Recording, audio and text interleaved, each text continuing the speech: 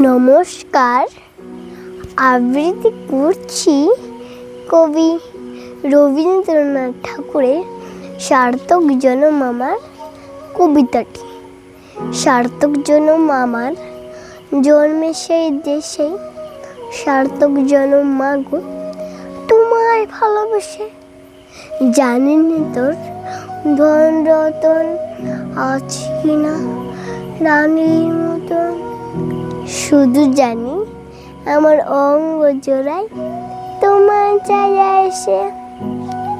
কোন বনেতে জানে ফুল গন্ধে এমন করে আকুল, কোন গগনে উঠে চাঁদ এমন হাসি এসে। আঁখে মেলে তোমার আলো প্রথম আমার চোখ জোড়া, ওই আলোতে নয়ন রেখে মুদব নয় শেষে। নমস্কার।